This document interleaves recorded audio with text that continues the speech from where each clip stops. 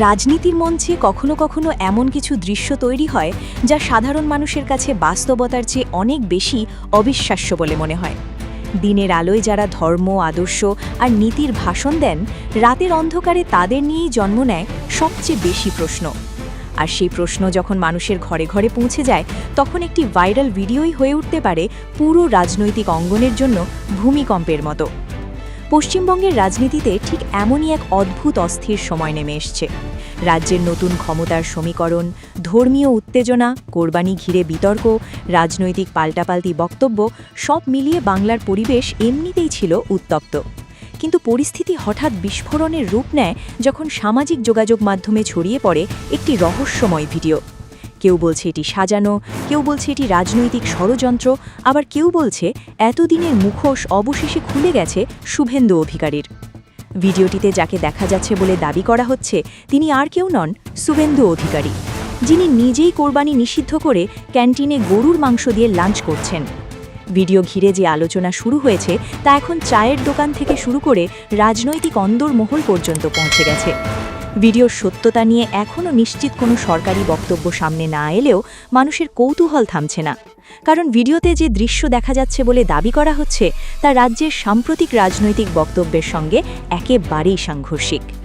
গত কয়েক মাস ধরে পশ্চিমবঙ্গে ধর্মীয় আবেগকে কেন্দ্র করে যে ধরনের রাজনৈতিক বক্তব্য শোনা গেছে তা নিয়ে সাধারণ মানুষের মধ্যেও বিভক্তি তৈরি হয়েছিল। এক পক্ষ মনে করছে ধর্ম রক্ষার নামে কঠোর অবস্থান নেওয়া হচ্ছে, আরেক পক্ষ বলছে এগুলো শুধুই ভোটের রাজনীতি।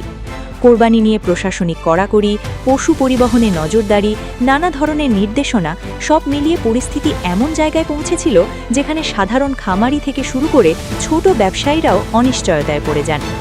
এই অবস্থার মধ্যে ভাইরাল হয় সেই ভিডিও। ভিডিওতে কি আছে সেটি এখন সবচেয়ে বড় আলোচনার বিষয়।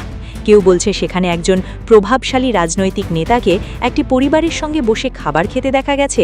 কেউ আবার দাবি করছে খাবারের টেবিল ঘিরে যে কথোপকথন শোনা যাচ্ছে তা রাজনৈতিকভাবে বিস্ফোরক। ভিডিওর অডিও নিয়ে চলছে বিশ্লেষণ, ভিডিওর লোকেশন নিয়ে চলছে জল্পনা, এমনকি ভিডিওটি আদৌ আসল কিনা সেটি নিয়েও প্রশ্ন উঠছে। কিন্তু রাজনীতির বাস্তবতা হলো সত্যতা যাচাই হওয়ার আগেই জনমত তৈরি হয়ে যায়। ফেসবুক, এক্স, ইউটিউব সব জায়গায় এখন হাজার হাজার মানুষ ভিডিওটি নিয়ে তর্কে জড়িয়ে পড়েছেন। কেউ বলছে এটি রাজনৈতিক চরিত্র হননের চেষ্টা, আবার কেউ বলছেন এটাই নাকি আসল মুখ। বিরোধী রাজনৈতিক কর্মীরা ভিডিওটি ব্যবহার করে সরাসরি আক্রমণ শুরু করেছেন। সমর্থকরা বলছেন প্রযুক্তির যুগে ভিডিও বানানো এখন কঠিন কিছু নয়, ফলে পুরো বিষয়টি এখন পরিণত হয়েছে এক মনস্তাত্ত্বিক যুদ্ধে। এই বিতর্কের মধ্যেই উঠে আসছে আরও বড় প্রশ্ন, ধর্ম কি সত্যিই রাজনীতির কেন্দ্র, নাকি ধর্মকে ব্যবহার করা হয় কেবল ভোটের কৌশল হিসেবে? ভারতের রাজনীতিতে ধর্মীয় আবেগ নতুন কিছু নয়। বহু বছর ধরে বিভিন্ন রাজনৈতিক দল নিজেদের মতাদর্শ প্রতিষ্ঠার জন্য ধর্মীয় পরিচয়কে ব্যবহার করে এসেছে। কিন্তু সাধারণ মানুষের অভিযোগ হলো এই আবেগের সবচেয়ে বড় মূল্য দিতে হয় তাদেরই। একজন ছোট কৃষক, একজন দিনমজুর, একজন খামারি, তাদের জীবনের বাস্তব সমস্যাগুলো কখনো রাজনৈতিক বিতর্কের কেন্দ্রবিন্দুতে আসে না।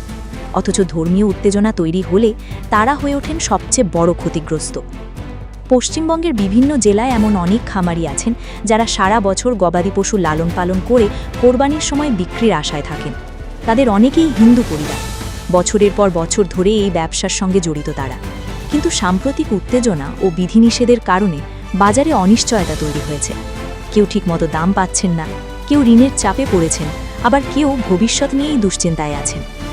এই বাস্তবতার মধ্যে ভাইরাল ভিডিও যেন আগুনে ঘি ঢেলে দিয়েছে। কারণ মানুষের মনে প্রশ্ন তৈরি হয়েছে, যদি রাজনৈতিক বক্তব্য আর ব্যক্তিগত আচরণের মধ্যে এত পার্থক্য থাকে, তাহলে সাধারণ মানুষ কাকে বিশ্বাস করবে? এই প্রশ্ন নতুন নয়।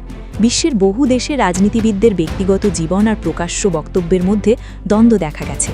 কেউ পরিবেশ রক্ষার কথা বলে ব্যক্তিগত জেটে ভ্রমণ করেছেন, কেউ সাধারণ মানুষের কষ্টের কথা বলে বিলাসবহুল জীবনযাপন করেছেন। ফলে মানুষের অবিশ্বাস ধীরে ধীরে রাজনীতির প্রতি এক ধরনের ক্লান্তি তৈরি করেছে। পশ্চিমবঙ্গেও এখন সেই ক্লান্তির ছাপ স্পষ্ট। মানুষ দেখছে রাজনৈতিক সভায় আগুনঝরা বক্তৃতা হচ্ছে, টেলিভিশনে তর্ক চলছে, সোশ্যাল মিডিয়ায় যুদ্ধ চলছে, কিন্তু সাধারণ মানুষের জীবনযুদ্ধ ঠিক আগের মতোই কঠিন রয়ে গেছে। দ্রব্যমূল্য বাড়ছে, কর্মসংস্থান নিয়ে অনিশ্চয়তা বাড়ছে, কৃষকরা সমস্যায় পড়ছেন।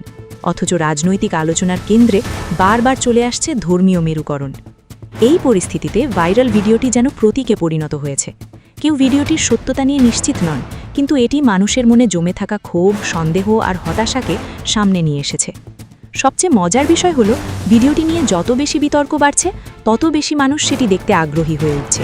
ইউটিউবের নানা চ্যানেলে ভিডিও বিশ্লেষণ চলছে, কেউ ফ্রেম বাই ফ্রেম পরীক্ষা করছেন, কেউ অডিও ক্লিন করে নতুন দাবি তুলছেন, আবার কেউ বলছেন পুরো ঘটনাই রাজনৈতিকভাবে সাজানো। কিন্তু বাস্তবে এখনও কোনো নির্ভরযোগ্য ফরেনসিক রিপোর্ট প্রকাশিত হয়নি। রাজনীতিতে এমন ঘটনা নতুন নয়। ভাইরাল কন্টেন্ট আজকের যুগে জনমত তৈরির সবচেয়ে শক্তিশালী অস্ত্র। একটি ভিডিও, একটি ছবি, এমনকি কয়েক সেকেন্ডের একটি অডিও ক্লিপও পুরো নির্বাচনী পরিবেশ বদলে দিতে পারে। ফলে রাজনৈতিক দলগুলো এখন শুধু মাঠে নয়, ডিজিটাল জগতেও লড়াই করছে।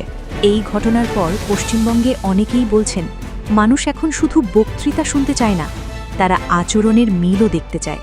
যারা ধর্মের কথা বলবেন, তাদের ব্যক্তিগত জীবন নিয়েও প্রশ্ন উঠবে। যারা নৈতিকতার কথা বলবেন, তাদের সিদ্ধান্ত বিশ্লেষণ করা হবে। রাজনীতি এখন আর কেবল মঞ্চের বক্তৃতায় সীমাবদ্ধ নেই। ক্যামেরা, মোবাইল, লাইভ স্ট্রিম সবকিছু মিলে এখন প্রতিটি মুহূর্তই সম্ভাব্য বিতর্ক। আর এই কারণেই ভাইরাল ভিডিওটি শুধু একটি ভিডিও হয়ে থাকেনি, এটি পরিণত হয়েছে একটি প্রতীকে। এমন একটি প্রতীক যা দেখিয়ে মানুষ প্রশ্ন তুলছে, ধর্ম, আদর্শ আর রাজনীতির মধ্যে আসল সম্পর্কটা কি? এই প্রশ্নের উত্তর হয়তো এক একজন এক একভাবে দেবেন। কেউ বলবেন রাজনীতি মানেই কৌশল, কেউ বলবেন আদর্শ ছাড়া রাজনীতি সম্ভব নয়, আবার কেউ বলবেন ক্ষমতা মানুষকে বদলে দেয়। কিন্তু একটি বিষয় স্পষ্ট, মানুষ এখন আগের চেয়ে অনেক বেশি সচেতন। তারা শুধু স্লোগান শুনে সিদ্ধান্ত নিতে রাজি নয়, তারা দেখতে চায় কথার সঙ্গে কাজের মিল আছে কিনা। পশ্চিমবঙ্গের বর্তমান পরিস্থিতি তাই শুধু একটি ভাইরাল ভিডিওর গল্প নয়, এটি মানুষের বিশ্বাস, অবিশ্বাস, আবেগ এবং রাজনৈতিক বাস্তবতার সংঘর্ষের গল্প। এখানে সত্য মিথ্যা যাচাইয়ের পাশাপাশি চলছে জনমতের যুদ্ধ। আর সেই যুদ্ধে জয়ী হবে কে, সেটি নির্ভর করবে শুধু রাজনৈতিক বক্তব্যের ওপর নয়, মানুষের বিশ্বাস ফিরে পাওয়ার ওপরও। কারণ ইতিহাস বারবার দেখিয়েছে, মানুষ সবকিছু ভুলে যেতে পারে, কিন্তু প্রতারণার অনুভূতি সহজে ভুলে না। যখন তারা মনে করে তাদের আবেগকে ব্যবহার করা হয়েছে, তখন সেই ক্ষোভ ধীরে ধীরে বিস্ফোরণে পরিণত হয়। আজ পশ্চিমবঙ্গের রাজনীতিতে সেই বিস্ফোরণের শব্দই যেন শোনা যাচ্ছে। কেউ সেটিকে গুজব বলছেন, কেউ ষড়যন্ত্র, কেউ আবার রাজনৈতিক সত্যের উন্মোচন। কিন্তু যাই হোক না কেন, একটি ভাইরাল ভিডিও পুরো রাজনৈতিক পরিবেশকে কাঁপিয়ে দিয়েছে, এটি অস্বীকার করার উপায় নেই। আর তাই এখন সবার চোখ একটাই প্রশ্নের দিকে, এই বিতর্ক কি কেবল কয়েকদিনের সামাজিক মাধ্যম ঝড় হয়ে থাকবে, নাকি এটি ভবিষ্যতের রাজনীতিতে আরও বড় প্রভাব ফেলবে? সময়ই তার উত্তর দেবে।